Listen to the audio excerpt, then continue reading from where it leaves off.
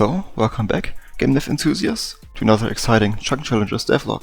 Today, I'd like to talk with you about the changes I made, what I think is the most important change that you can make to your own game to make it fun, our playable demo, platformer mode, which is a concept I read in the comments, and 3 ideas for the next blog where you can tell me in the comments which of them you like the most, that you will then be able to use when building your own levels. But before we start, please make sure to subscribe to stay up to date on our progress.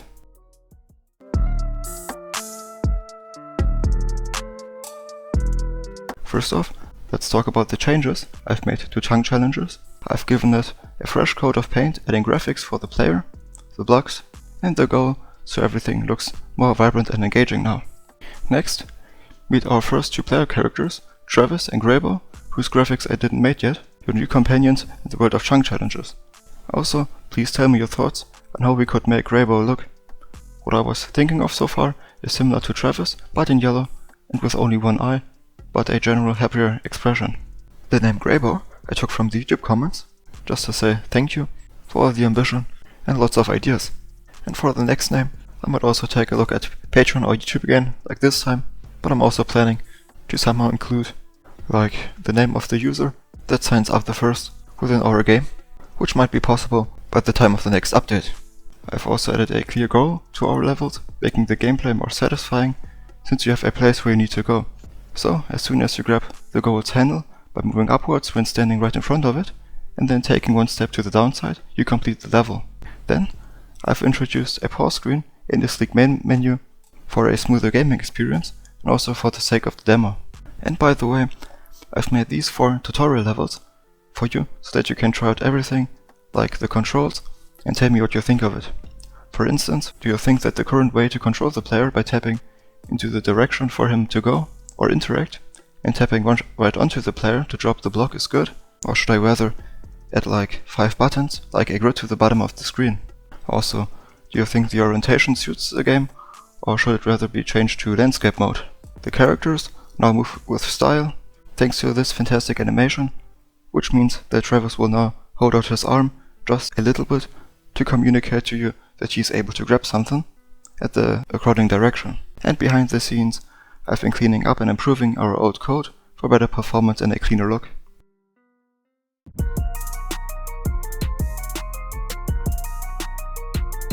And I don't want to keep you waiting any longer, so what I think the most important aspect of video games is, not only nowadays but also back then, when the first video games have been sold, is the community. So you can have the game with the best graphics and gameplay of the world, and I'm afraid the games that will gain the attention are and will always be games that are able to bring people together. They might lack good graphics, whatever you're always thinking of when remembering your best gaming experience so far, but when they have a good variety of social features where people have the possibility to socially engage with each other in many ways, like chatting or showing off one's achievements to each other and to cooperate, that might be the perfect medium for players to feel connected and part of a community.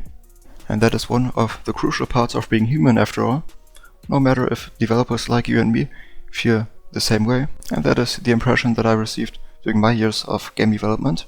But of course, what you just heard is only my personal evaluation of what makes games fun at the moment, and I would always encourage you to do what you believe in and make your important decisions by yourself.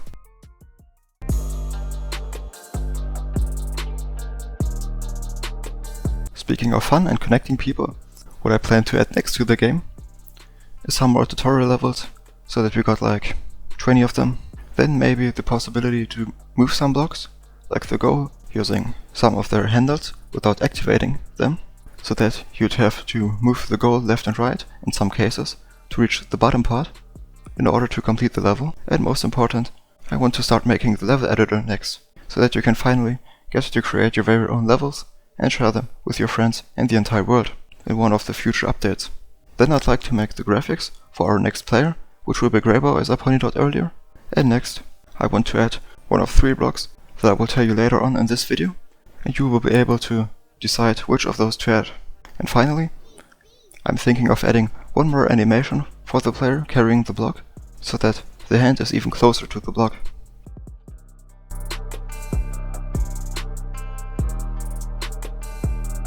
As I said, I want to include you into the development process as early as possible, so that you can be part of the important decisions as well. And to share the fun with you, I've prepared a playable demo that you can find on Google Play that I will use to further craft the game, as I've also implemented in-depth updates for you guys. You can now try it out yourself and give me feedback on the controls and your ideas for puzzle mechanics if you like. Your input is invaluable when it comes to that. As for the controls in their current state, the player character will move into the direction you tap, so if you tap right of him, he will go there, and if there's anything in his way there, he will attempt to grab it, which makes him carry it with him. The directions he is able to go depend on the player character though, and by tapping right onto the player character, he will drop every block that he is carrying at the moment.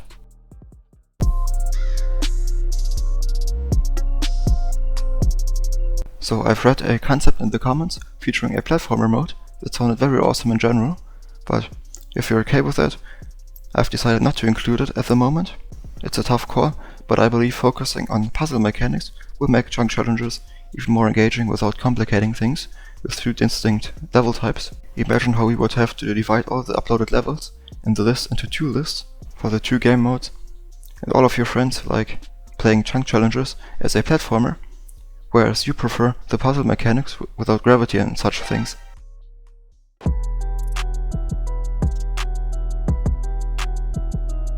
Now it's already time for you to influence the game's development again.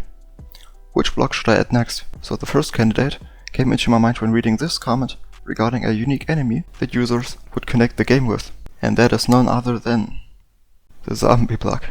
Summoning a creepy zombie that will go in a straight line from a starting point, this block can be used as an obstacle that will only vanish from your way once the zombie has been summoned and dodged by you successfully.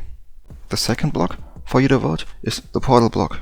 This one is preserved only for the ones of you brave enough to travel through space and time in order to reach its counterpart immediately.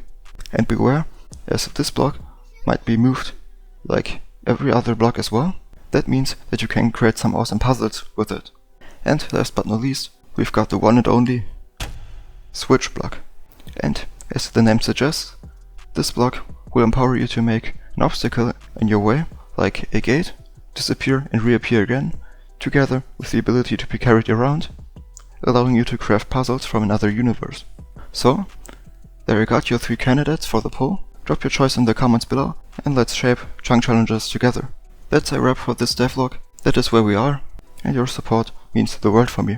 Stay tuned for more exciting updates, and, as always, thank you for being part of our game development journey.